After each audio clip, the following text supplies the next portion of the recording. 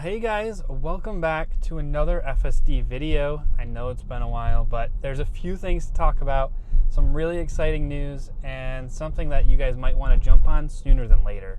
So let's get into it. Let's go into what version we are currently running. Let's go over into software here. We are on a Model Y hardware 4 2024. So we're not running the newest Model Y anymore. We are now the older Y. But we still have the hardware 4, which is the newest software, or not the newest software, but the newest hardware in any of these cars running FSD. And we are on the 13.2.9 branch. We've had that for quite a few months at this point, but some exciting news to come with that. As Elon just posted today that version 14 should start making its way out next week. Hopefully that means that I will be getting it next week. He didn't really say who. He said early access wide release. I'm not sure what that means. I'm not sure if that's going to be region locked again, like they region locked some other stuff with Robotaxi in Austin and stuff. I don't know if this is going to be going out to just the really early testers like our Dirty Tesla, Chuck Cook, and Holmars. If this is going to be somewhere in between that, I don't think anyone really knows at this point. It is really exciting to hear that we're getting an FSD update finally. This is version 14. We're really excited to get this one. It's supposed to be a pretty big update. I wanted to get this video out there to talk about that a little bit before it comes out, and then also to talk about some other news about the end of this month. Some of you probably already know.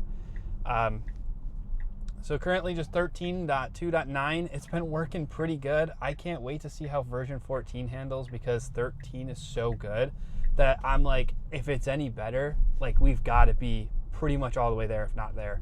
And Elon did kind of talk about this, that version 14 will be, I guess, pretty good. And then 2 weeks later, we're going to get 14.1.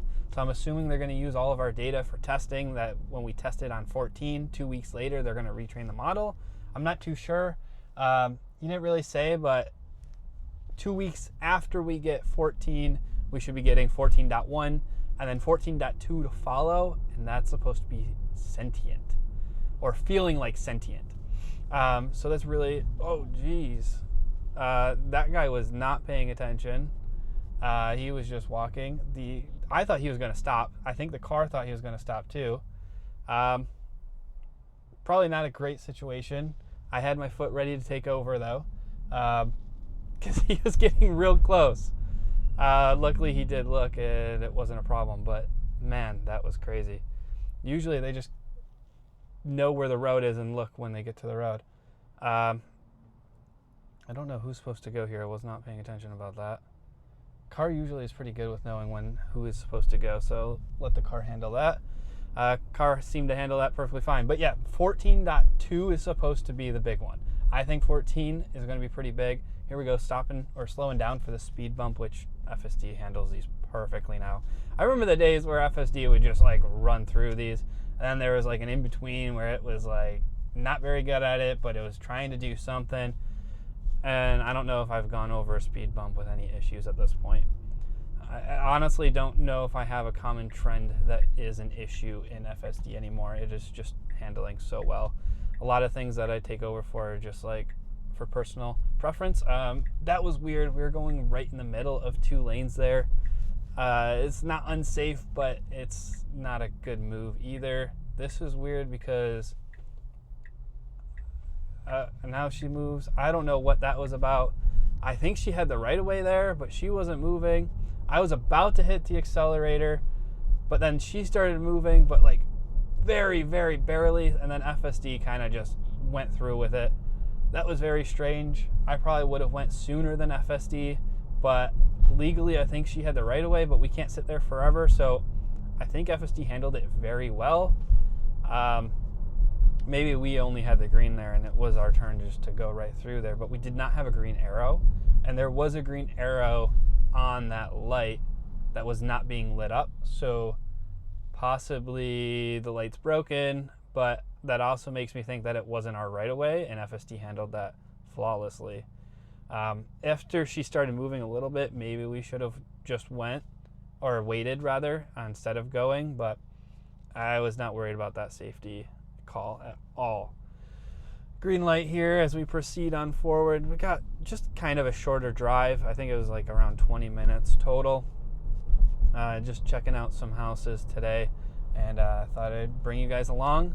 But yeah, FSD 14 is supposed to be coming next week. I don't know what that means, how many people are going to get it, but I'm really hoping we're one of them.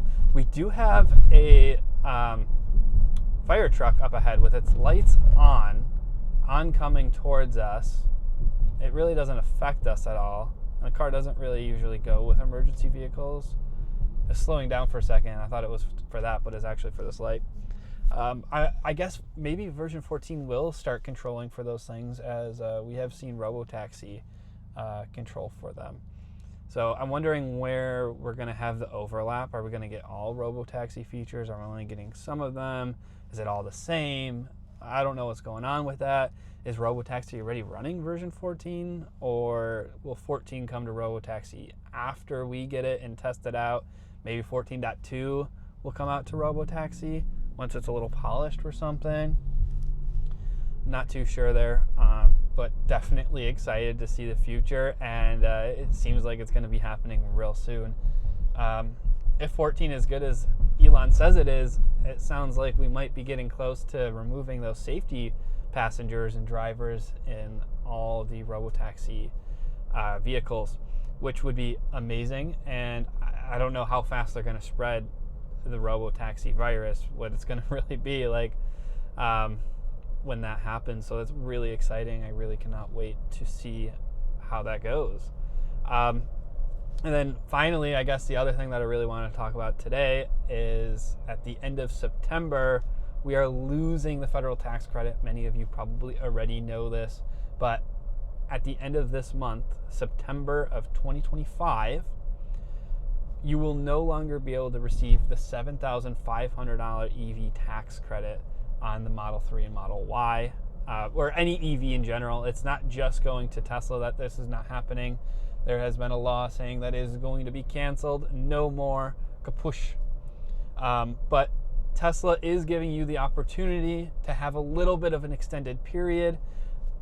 Unknown if the law will change, but how it stands today, you will be able to place a delivery or an order today, all the way up until the end of this month, and you'll be able to receive your delivery as of right now at any time after that. So you will only have to put down the $250 deposit, and you'll be able to purchase a Tesla or get it delivered after the end of this month, which was not the rules before. Tesla made it work so that they did confirm as long as you have your $250 deposit, which is non-refundable usually. Sometimes they give it back, but usually it is not, and it will say on the website that you cannot receive this back if you do not go with the delivery.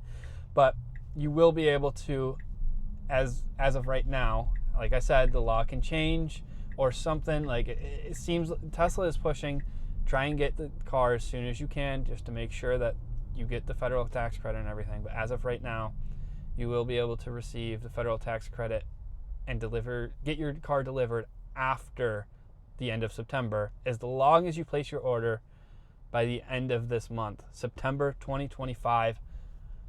This is the time. FSD 14 is coming out. It's supposed to be amazing. This is what you want to live with. This is what you want. So make that call now. I know maybe a lot of you are holding off on trying to get a Tesla because they're talking about all these other models maybe coming out. My best option would be, hey, put the $250 down. See if you can keep pushing delivery until they release these more affordable models, maybe a van. We don't really know what's going on. And then if they do, then you can cancel, lose your $250. That's better than losing the $7,500. If these models don't come out and you have to take delivery, then make the choice then.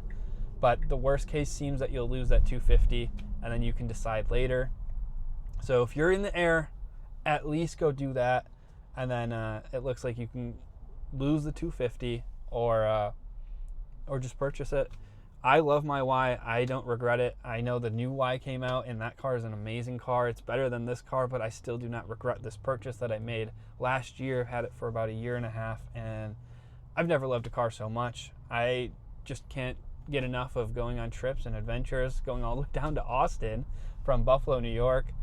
It was an amazing trip, and it was only possible because of FSD. FSD has changed my life, and I want it to change yours because it's an amazing feature, and I can't wait to see where it's going. I can't wait to be in the back seat sleeping while this takes me different places. No more will I have to travel on an airplane costing millions of dollars to go on flights or whatever. I'll just be able to jump in the back of my car, sleep, and then like show up at a spot. And I'm thinking, like, you know, you take a few trips. So like on your way down to like California from Buffalo, New York, you know, you sleep overnight, and then during the day you go do stuff around the town or whatever, and then you go to bed in your car, and then you wake up in another state, and you know, it'd probably only take like 2 days to get down there, which would just be amazing. You're basically teleporting at that point because you're traveling while you're sleeping, so there's nothing that you're doing but sleeping. Maybe you gotta wake up a few times to plug in and charge, but oh my god, the future is just, it's crazy. And it, like I said, like even just now in the capabilities that it allowed me to go to Austin by myself without anybody else because the car did all the work, and I just sat and relaxed. It was the most amazing trip. It was so peaceful. Traffic, like I got in traffic several times on my trip down there and back, more so back even, and it just changes how traffic is. Like I was like, yeah, this stinks a little bit, but it's really not that bad because it doesn't really change how I'm doing anything. It's just I'm getting to my destination a little later, but the destination, I wasn't doing anything. There was no plans or anything. I was just sleeping the night. I'd drive through the day and sleep at night, but I can't wait until that can be changed where I'm sleeping in the car at night in the back. You know, they got the camp mode. They've got the beds that are custom made for the back of the Model Y and 3 and X and S probably. And it's really comfortable. So I really can't wait for a future where you're literally just getting in at night and then your car's just driving you. You're sleeping away and you show up at your destination. Not to mention just even every day, right? Like you get to work or you're going to work and you just hop in the back of your car takes you to work, drops you off, and then it goes and does its own job, driving people around, making you money while you're at work, and then it comes, picks you back up, takes you home. Maybe it goes back out. Who knows, you know? The possibilities are endless with like a full robo-taxi in your car. Like this is supposed to be capable, and I believe it will be one day, of driving without anybody in the car.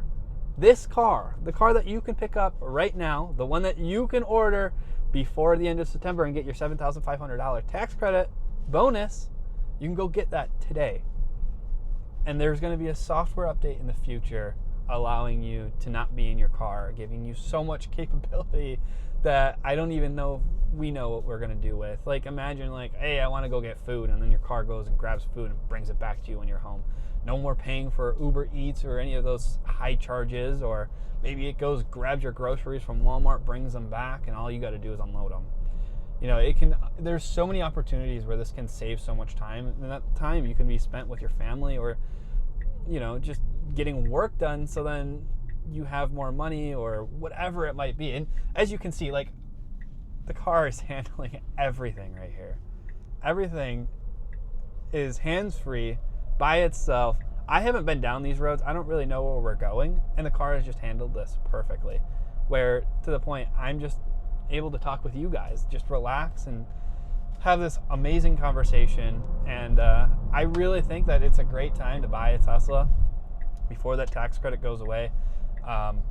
You can save yourself another like $250 if you use my link down below, or someone else's link, someone else's Tesla referral link.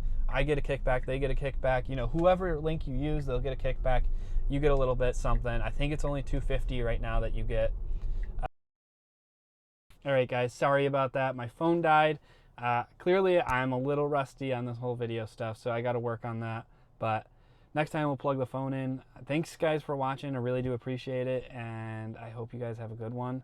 Thanks, guys, and I'm really sorry about the video cutting out. There was only like a few more minutes left, but yeah, sorry. When the road just keeps going for miles, we're gonna get there. In the face of the wind and the wild, we're gonna get